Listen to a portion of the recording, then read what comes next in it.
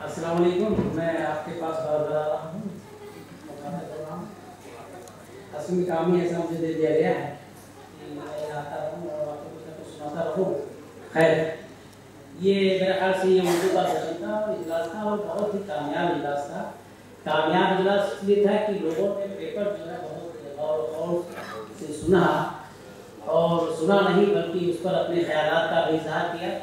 جن لوگوں نے اپنے خیالات کا اظہار اس پر کیا ہے ان سب کو میں مبارکباد دیتا ہوں اور ان کا شکریہ ادا کرتا ہوں کہ آپ نے اپنی دلچسپی کا اظہار کیا، جس سے ہمارے مقالہ نگاروں کا حوصلہ بڑھا. اب ظاہر ہے یہ کامیاب اجلاس ہی کہا جائے گا. یوں تو پورا سیمینار جو ہے وہ کافی کامیاب رہا ہے، لیکن میں سمجھتا ہوں کہ یہ سب سے کامیاب اجلاس رہا ہے. اس میں گفتگو کافی ہوئی ہے. میں اور تو اجلاس میں شامل نہیں تھا کسی وجہ سے، تو مجھے اندازہ نہیں ہے، لیکن بہرحال اس میں تو ہم دیکھ رہے ہیں کہ لوگوں نے کافی دلچسپی لی. تو جیسا کہ آپ جانتے ہیں کہ 4 مقالے پڑھے گئے، اس میں 5 مقالے پڑھے گئے. اصل میں میڈم ہماری شاگرد نہیں، اس لیے شاید چھوٹ جاتی ہیں. تو 5 مقالے پڑھے گئے. سب سے پہلا جو مقالہ تھا وہ زبیر صاحب کا تھا، زبیر احمد صاحب کا تھا. زبیر احمد نے تو سب سے پہلے کام یہ اچھا کیا انہوں نے کہ سعید نورسی کے حالات زندگی پر انہوں نے ایک روشنی ڈالی، تاکہ یہ معلوم ہو جائے کہ سعید نورسی کون تھے، کیا تھے، ان کی خدمات کیا تھیں. اور اس کے بعد میں پھر جو ان کی خدمات ہے اس پر مختصراً انہوں نے روشنی ڈالی. دوسرا مقالہ جو تھا وہ جناب ندیم احمد انصاری کا. انہوں نے سعید نورسی کے فکر و فلسفے پر اظہار خیال کیا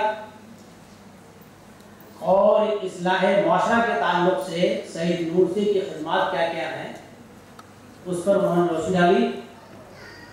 اور جو روشنی ڈالی وہ اسلامی ضابطے کے مطابق، اسلامی ضابطے کے مطابق ایک اچھا معاشرہ کیسا ہو سکتا ہے وہ انہوں نے بتایا. کافی تفصیل سے انہوں نے گفتگو اس پر کی.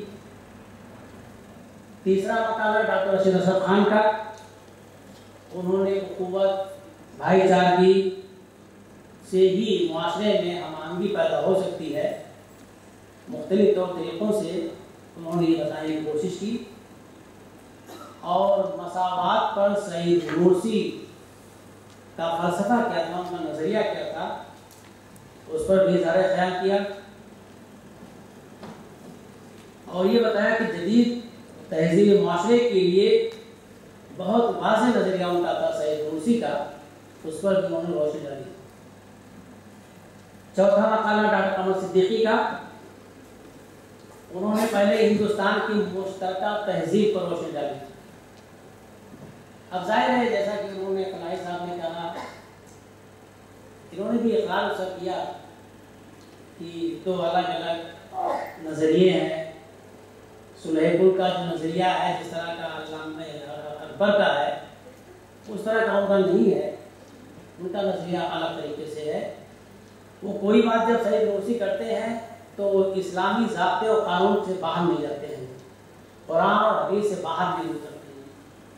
اللہ اور اکبر کے یہاں ایسی کوئی بات نہیں تھی، لیکن چونکہ یہاں مشترکہ کلچر تھا تو اس مشترکہ کلچر میں کیسے لوگوں کو جوڑ کر کے جن لوگوں کو ایک ساتھ میں رکھنا ہے وہ انہوں نے ایک طریقہ اختیار کیا تھا، اور اس میں ایسی کوئی بات نہیں تھی. انہوں نے نورسی کے پازیٹیو ایکشن پلان کو یا فلسفے کو یا نظریے کو بہت واضح طور سے بیان کیا،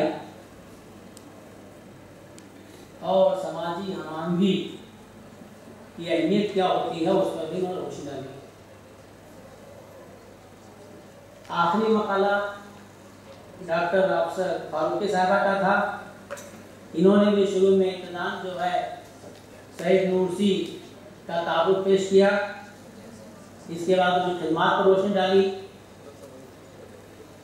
اور ترکی کے جدید معاشرے کی تشکیل میں یعنی اسلامی معاشرے کی تشکیل میں ان کا کیا نظریہ تھا اور کیا ان کی خدمات سے سعید نورسی کا، اس پر انہوں نے روشنی ڈالی. ایک بات ان کی بہت اچھی تھی اور بہت واضح طریقے سے وہ کہتے تھے اور لکھتے بھی تھے اور لوگوں کو اس طرح راغب بھی کرتے تھے سید نورسی کہ اسلامی علوم اور سائنسی علوم میں کچھ فرق نہیں ہے، اسلامی علوم میں ہی سائنسی علوم آ جاتا ہے، اس کو دو الگ الگ نظریہ، دو الگ الگ علوم مت سمجھیے آپ کو۔ اور اسی نظریے کو، اسی چیز کو لے کر کے وہ آگے بڑھے اور لوگوں کو اس سے جوڑا اور لوگ کامیاب بھی ہوئے، ایک معاشرہ وہاں ایسا پیدا ہوا جو پہلے معاشرے کو رد کیا اور وہ ختم ہو گیا۔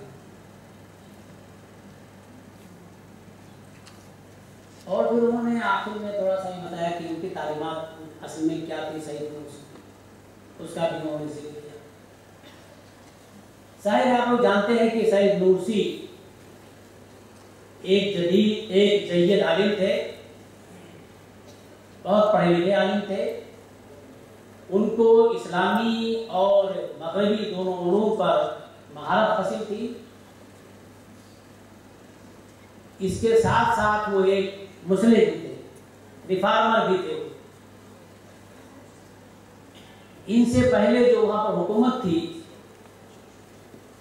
مصطفیٰ کمال پاشا، جسے اتا ترک کہا جاتا ہے، انہوں نے ترکی کو پورا ماڈرن کرنے میں اپنا زور لگا دیا۔ ماڈرن کرنے میں تو یہ بھی کافی آگے تھے، ترکی کو ماڈرن بنانے میں سید نورسی بھی کافی آگے تھے، لیکن دونوں کے نظریے میں فرق تھا۔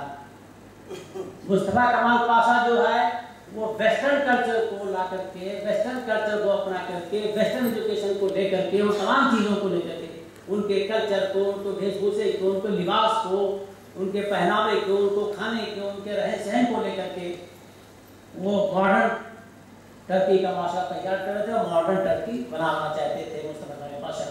اس کے برخلاف، اس کے برعکس سید نورسی جو ہے وہ اسلامی دائرے میں جدید ٹرکی بنانا چاہتے تھے، ماڈرن ٹرکی بنانا چاہتے تھے، اور یہ زیادہ بہتر تھا، اور زیادہ بہتر تھا اسی لیے لوگ ان سے جڑتے گئے، پورے ملک کے لوگ، اور پھر وہ کامیاب ہوئے اور ایک جدید ماڈرن ٹرکی جو ہے وجود میں آیا۔ یہ ان کی بہت بڑی کامیابی تھی کہ انہوں نے دوبارہ اسلام کا احیاء کیا ٹرکی میں۔ تو پھر میں اس بار مبارکباد دیتا ہوں شعبہ عربک ممبئی یونیورسٹی کو اور the Istanbul foundation of science culture Turkey کو کہ انہوں نے ایک جید عالم، ایک ریفارمر پر ایک اچھا سیمینار کیا، اور یہ 2 روزہ سیمینار قریب سے میں دیکھ رہا ہوں کافی کامیاب رہا ہے۔ ہر اجلاس میں جو پرچے پڑھے گئے ہیں وہ اپنے الگ الگ موضوعات پر تھے، اور لوگوں نے الگ الگ ان کی نظریے، ان کے فلسفے پر، ان کے خیالات پر، ان کی کتابوں پر، اور ان کی جو فلسفی تھی، ان کی جو خدمات تھی، اس پر روشنی ڈالی۔ اسی کے ساتھ شکریہ۔